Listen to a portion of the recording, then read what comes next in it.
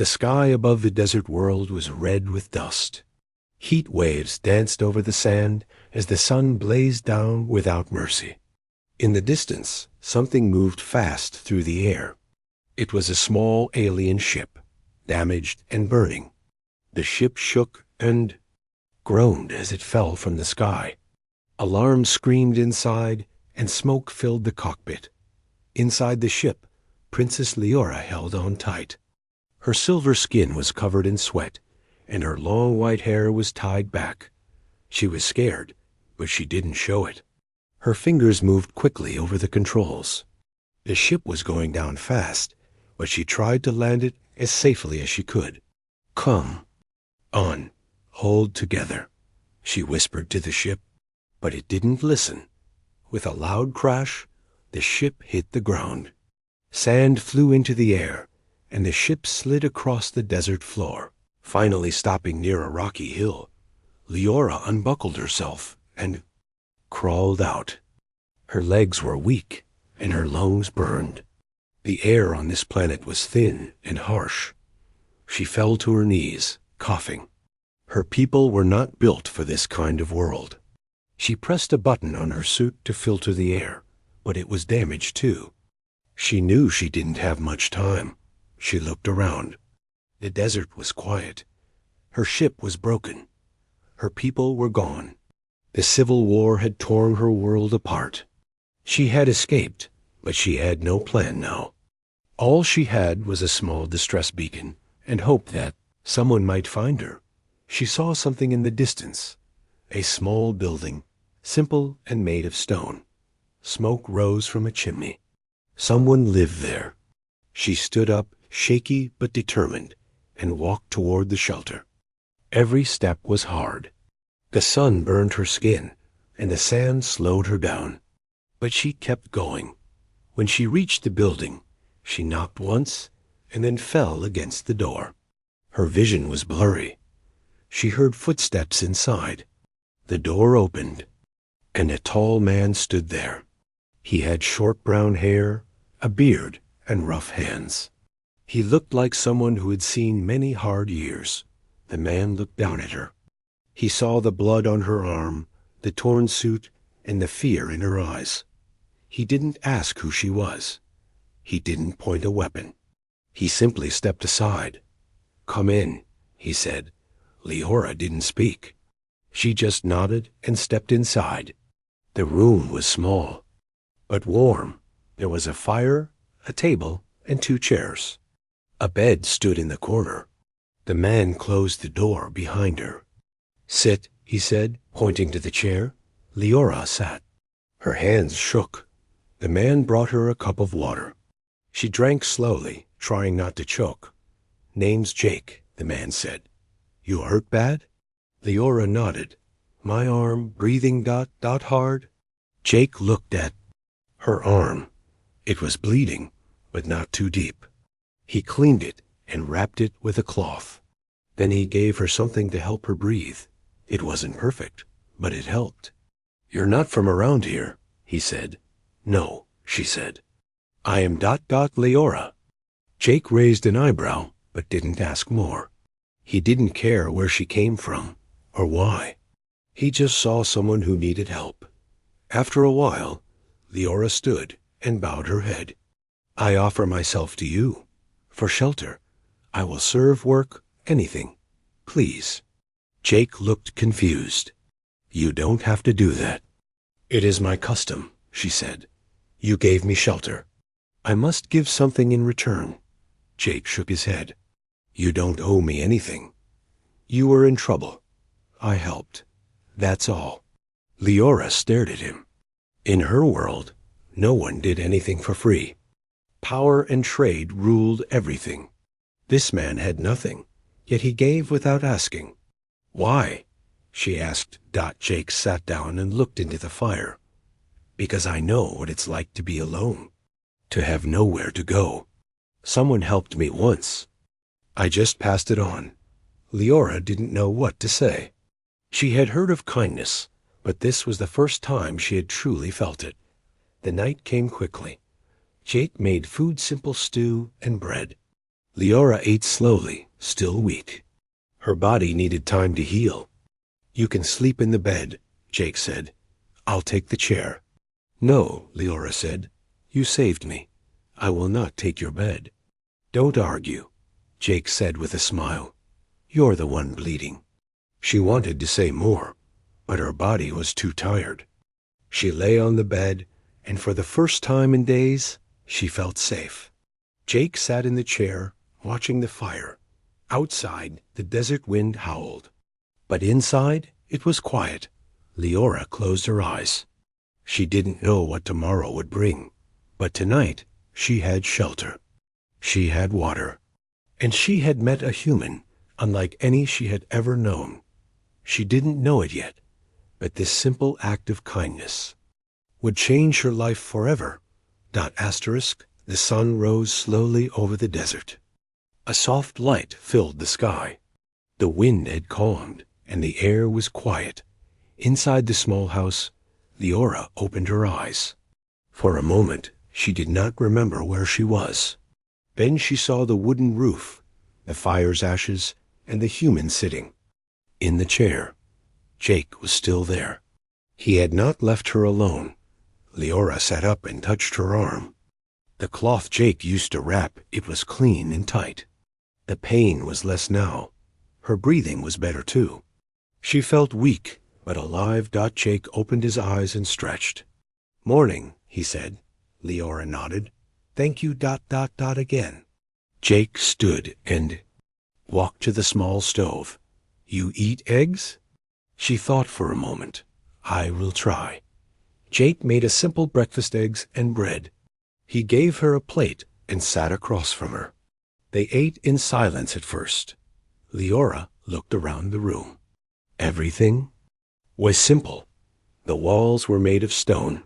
The table was made by hand. She could tell Jake lived alone for a long time. Do you have family here? She asked. No, Jake said. Used to. Not anymore. Leora lowered her eyes. I am sorry. Jake shook his head. It's all right. Long time ago. She wanted to ask more, but something held her back. He had saved her life. He had given her food, water, and rest. But she still knew so little about him. Maybe he liked it that way. After breakfast, Jake stood and opened a door in the back of the room. Got a few tools. Some broken machines, too. I work on 'em when I can. Leora followed him inside. The room was filled with wires, parts, and old devices. Some were human, some were alien. She spotted a small solar cell and a broken energy coil. Her eyes lit up. You collect these? She asked. Jake smiled a little. Yeah, never know what'll come in handy. Leora stepped forward and picked up the energy coil. She turned it in her hands. This can be fixed. You just need a stabilizer. Crystal, you know tech? Jake asked, surprised. I was trained to. I was supposed to lead one day.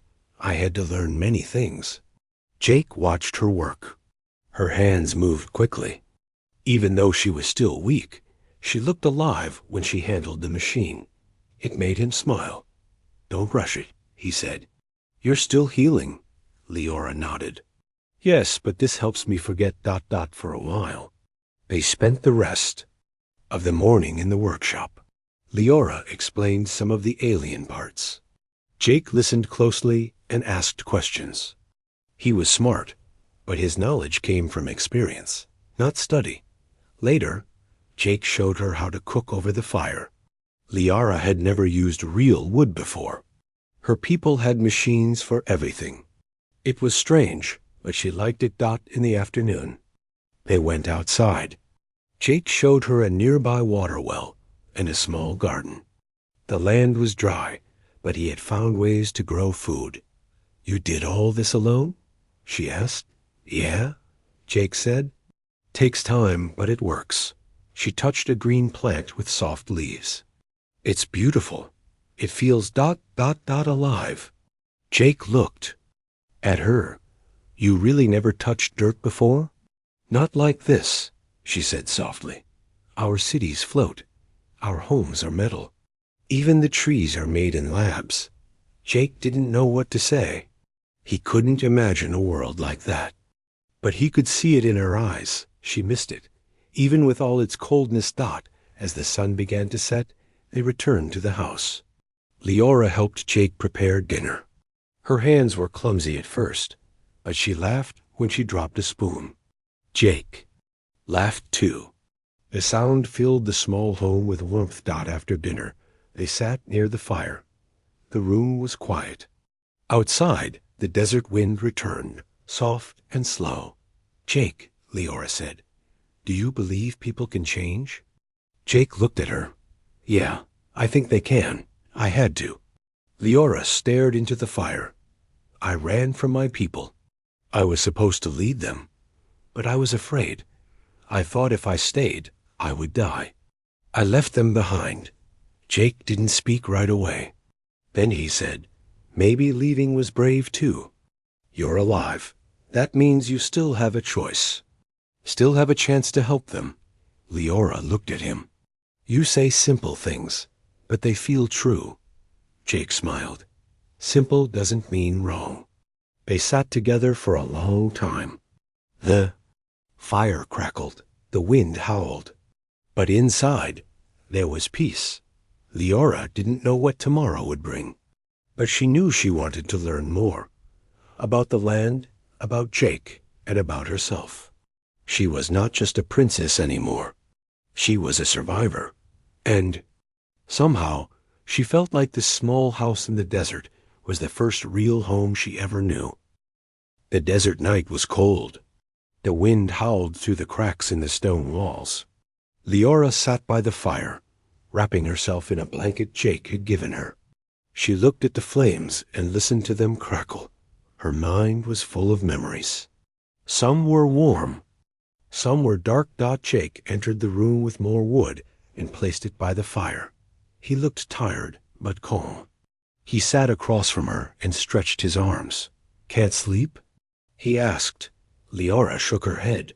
Too many thoughts. Jake nodded. Yeah, I get that. There was silence for a while. Only the sound of the fire and the wind outside. I used to dream of being a leader, Leora said softly. I trained every day. I studied history, science, war, peace. But when the war came, I just ran. Jake leaned forward. You didn't just run. You survived. There's a difference. I left my people, she said. They needed me. Maybe. Jake said, or maybe they need you more now. Later, when you're stronger. Leora looked at him. You speak as if you know these things. Jake stared into the fire. I used to be a soldier. Long time ago. Fought in wars. Lost friends. Made mistakes. One day, I left. Couldn't do it anymore. She listened closely. Jake didn't speak like a hero. He spoke like someone who had seen pain. Someone who had carried it for years. I came here to forget, he said. But pain doesn't forget you. What do you do with the pain? She asked. I live with it, Jake said. But I don't let it stop me from helping someone who needs it. Leora lowered her eyes. That is strong. No, Jake said, smiling. It's human.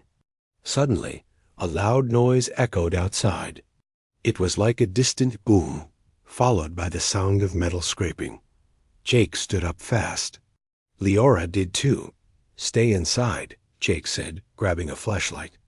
And a small rifle. I can help, Leora said. Jake shook his head. You're not healed yet. He stepped out into the cold night. Leora watched through the small window. The desert was dark, but in the distance she saw a light. Something had landed.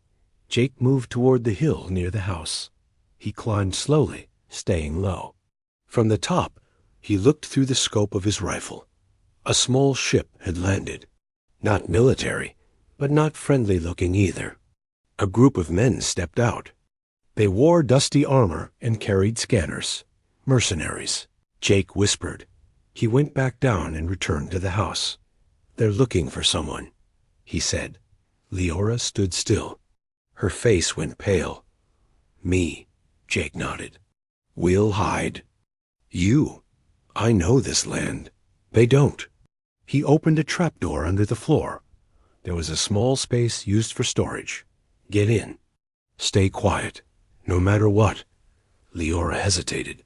What if they hurt you? Jake gave her a small smile. I've been hurt before. Leora climbed down and pulled the cover over her. Darkness surrounded her, but she listened. A few minutes later, the door burst open. Jake stood still, rifle at his side. 3 men entered. They looked rough, with scars and old weapons. You live alone? One of them asked. Yeah, Jake said. We tracked a ship. Crashed nearby. Another said. Haven't seen anything, Jake replied. The men looked around. One of them kicked the table. Another opened a cupboard. She's valuable. The leader said. A royal. We take her. We get rich. Jake stayed calm. You see a royal here? They didn't answer. One of them went into the back room. Jake watched carefully. His hand was close to the rifle, but he didn't move. The men searched the house for a while, but found nothing. Maybe she's dead, one muttered, or already gone. Another said that finally. The leader nodded. Let's go. They left. The door slammed behind them. Jake waited a few minutes, then opened the trapdoor. Leora came out, eyes wide and breathing fast. They would have taken me, she whispered. Yeah, Jake said. But they didn't. She looked at him. You lied for me. Jake shrugged. You're under my roof. That means something. Leora stepped closer. Why do you do this? You owe me nothing. Jake looked at her gently. You needed help. That's enough for me. Leora felt something new in her chest. A warmth she didn't understand. She didn't speak for a while. Then she said, You could have sold me to them. You could have. Taken the reward. Jake laughed. And what would I do with all that money in a desert? Leora smiled for the first time in days. It was small, but it was real. That night, she didn't sleep. Not because of fear, but because of something else. Jake had risked everything for her. He had stood between her and danger without asking for anything in return not in her world. Loyalty was rare. Trust was bought. But here, in this quiet home, she found something different. Something stronger. As the fire burned low, she whispered to herself, This man, he is not like others. Outside, the stars filled the sky. And for the first time, Leora felt that maybe she wasn't running anymore. Maybe she was finding her place. The sun came up slowly over the desert. Light touched the sand and made it shine like gold. Inside the small house, Leora stood near the window. She watched the sky, her eyes full of worry. She could still see the shape of the ship that had landed the night before. It was far, but not far enough. Jake came in with a bucket of water. He looked at her and then at the ship. They're still there, he said. Leora nodded. They will not leave until they are sure I'm gone. Jake placed the bucket on the floor. Then we'll make them sure. She turned to him. How? Jake walked to a table and picked up a small device. It was one of Leora's tools from the crashed ship. She had helped him fix it the day before. I think we can use this, he said. It sends signals. Maybe we can trick them. Leora came closer. Yes, if we set it to send my life sign and place it far from here, they may follow it. Jake smiled. Exactly. They worked together in the small workshop. Leora adjusted the signal device, while Jake prepared a hoverbike. They didn't have much time. The mercenaries could come back any moment. When everything was ready, Jake looked at her. I'll take the device. They know my face. They won't be surprised to see me out there. No, Leora said. It's too dangerous. Let me go. Jake shook his head. They want you. If they see you, they'll chase you. If they see me, they'll just watch. Leora wanted to argue, but deep down she knew he was right. She gave him the small device. Place it far, and come back quickly.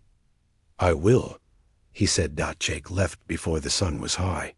Leora waited inside the house, looking through the window every few minutes. Time moved slowly. The heat of the day pressed down on the world. Hours passed. Then she saw it. The mercenary ship rose into the sky. It turned and flew in the direction opposite the house. She smiled and whispered, "It worked." Later, the door opened and Jake walked in. Dusty, but safe. Leora ran to him. "They followed the signal," he said. "They'll search that area for a while." "You did it," she said, her voice soft. "You risked your life." Jake sat down and took a drink of water. "Just another day." "No," she said. "Not just another day. You keep doing this. Helping me. Protecting me. Why?" Jake looked at her. His eyes were tired but kind. "I guess I care." Leora sat beside him. "In my world, people care because of duty or gain. You care for nothing in return." Jake smiled a little. "That's not true. I get to see you smile. That's something." She looked away, hiding her face. "You make me feel things I do not understand." Jake stood and walked to the window. "You've been through a lot. Maybe you just need peace for a while." "I want to help," she said. "I don't want to hide forever." Jake nodded. "Then let's make a plan." They spent the next few days working together. They fixed broken machines. They cleaned the area around the house. Leora used her knowledge to improve the water system. Jake taught her how to build stronger walls and grow more food. At night, they sat by the fire. Sometimes they talked. Sometimes they were quiet, but the silence between them was never empty. It was full of trust. One evening, Jake brought out an old radio. "Maybe we can reach someone," he said. Leora helped him connect it to a small power source. After some work, they heard static. Then a voice came through. "This is Station 12. Do you copy?" Jake looked at her. "Should we answer?" Leora thought for a moment. "Yes, but carefully." Jake spoke into the radio. "This is Jake Carter. I'm near Sector 9. We have supplies and shelter." There was silence. Then the voice said, "Jake Carter. We know that name. A good man. We'll remember this." The message ended. Jake turned off the radio. "Now they know we're here," he said. "Not just them," Leora said. "Others may come too. People who need help." Jake smiled. "Then we'll help them." Leora looked around the room. It was still small, still simple, but it felt like the heart of something new. A place of safety. A place of hope. "I never thought I'd find this," she said. Jake looked at her. "What?" "Home." He didn't answer with words. He just nodded. That was enough. The stars filled the sky again at night. Leora stepped outside and looked up. She thought of her people, her planet, her past. She didn't know what the future would bring, but she knew one thing for sure. She was no longer alone. The days passed quietly. The wind over the desert grew soft. The air felt lighter. For the first time in many weeks, Leora stopped looking over her shoulder. She stopped feeling afraid of every sound. Jake's home had become more than a shelter. It had become a place where she could breathe. Each morning, she helped Jake in the garden. They grew food with care, watering the plants and fixing the fences around the small crops. Leora liked the feel of the dirt on her hands. It reminded her that she was alive. One afternoon, Jake brought something from the crash site of her ship. It was a small silver box, old and covered in dust. Leora's eyes widened. "Where did you find this?" she asked. "Under the wing of the wreck," Jake said. "Thought it might be important." Leora held the box carefully. She pressed her hand to a small glowing symbol on the side. It lit up and opened, with a soft hum. Inside was a blue crystal, glowing with gentle light. "This holds knowledge from my people," she said. "Our history, science, voices of those long gone. It is our memory." Jake watched her closely. "What do you want to do with it?" Leora looked out the window. The desert stretched far and wide, silent and still. "I don't know. Maybe I should return it to someone. Maybe it's time I stop hiding." Jake sat beside her. "You've grown stronger. You think clearer. Maybe now you can choose what kind of leader you want to be." She stared at the glowing crystal. "I was born to rule, but I never knew what that really meant. I thought ruling meant giving orders, wearing crowns, attending councils. But now I think maybe it means something else." Jake nodded. "It means helping people, even when it's hard. Even when you're scared." Leora smiled softly. "Like you did." Jake said nothing. He only looked at the crystal. That evening they sat by the fire. The stars above them were clear and bright. Leora spoke again. "Jake, if I share this knowledge with the right people, we could rebuild something. Not like the old ways, but better. A place where humans and my kind could work together." Jake poked the fire with a stick. "Sounds like a big dream." "Is it too big?" Jake shook his head. "No, it just takes the right people and the right start." The next day, they set out to a nearby mountain cave where Jake had stored extra supplies. They carried the crystal with them.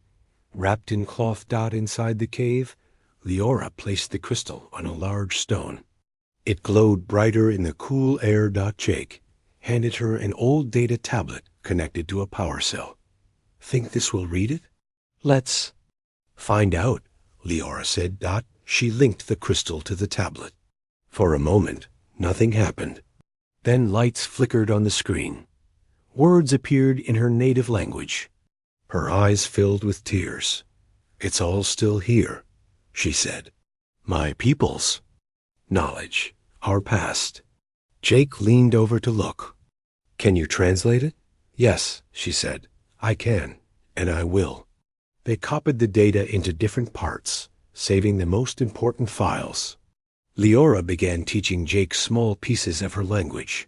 He picked it up slowly. She was patient with him, and he liked learning from her.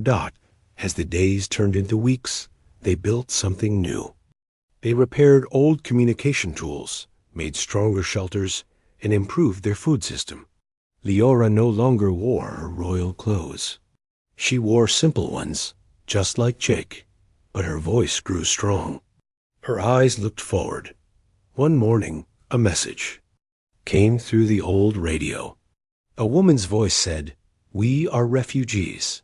3 families. We heard this place is safe." Jake looked at Leora. She nodded. "Tell them to come."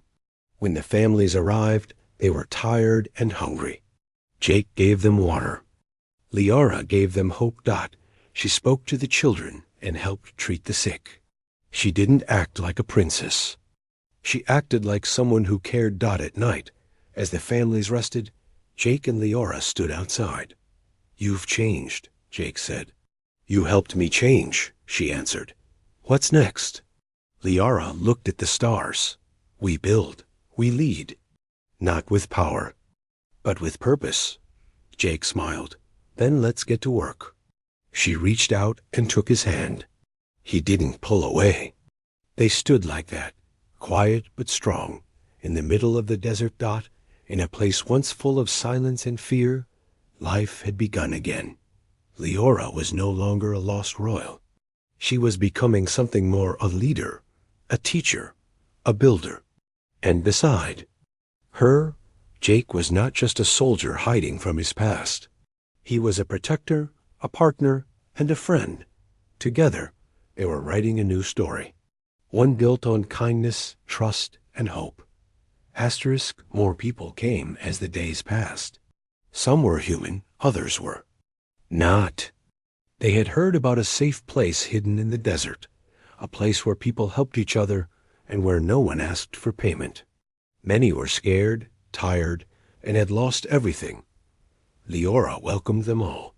She gave food to the hungry and rest to the weak. Jake helped build more shelters with the new people. He taught them how to use tools, how to grow food, and how to stay safe. Leora stood each day in the center of the village and spoke with a calm and steady voice. She didn't give orders like a ruler.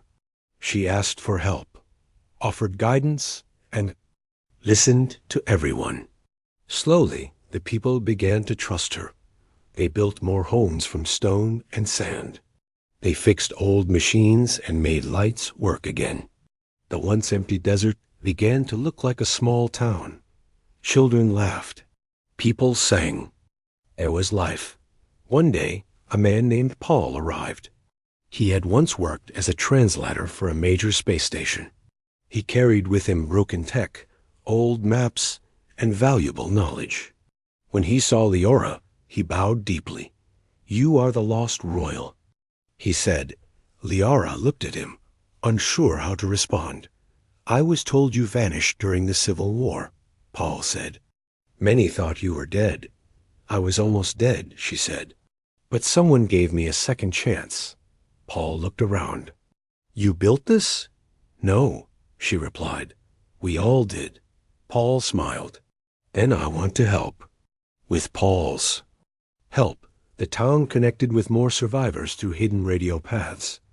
More people came, bringing their own skills.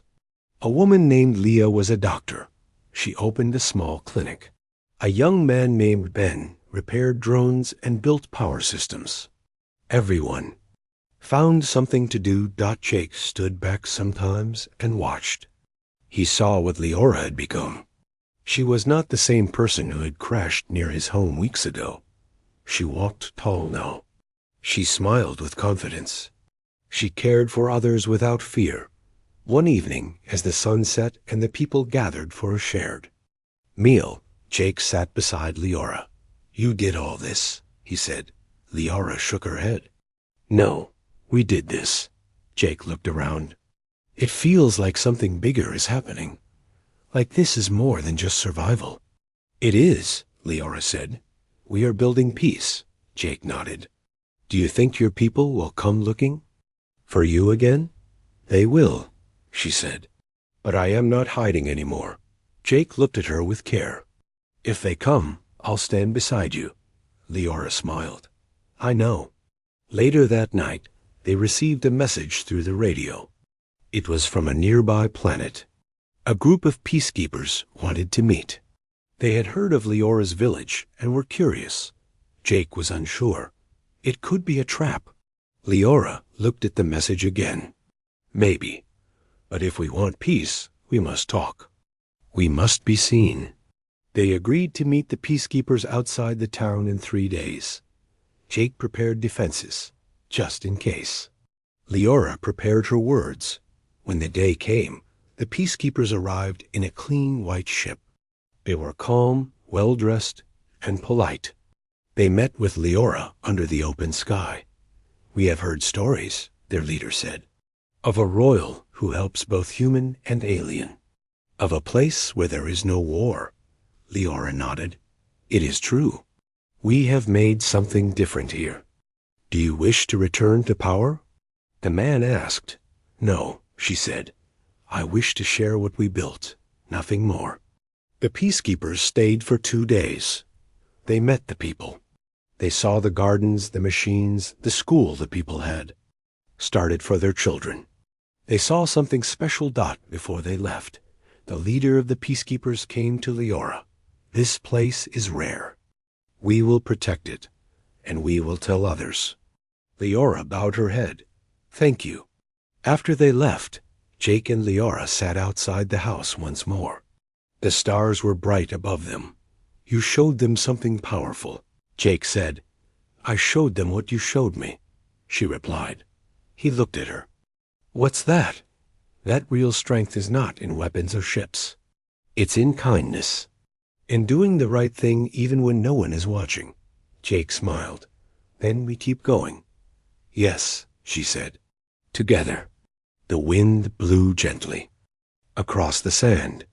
Far away, others began to hear about the village in the desert, a place where strangers became friends, where a fallen princess found her true purpose, and where a human with a quiet heart helped build a new world. And it was only the beginning.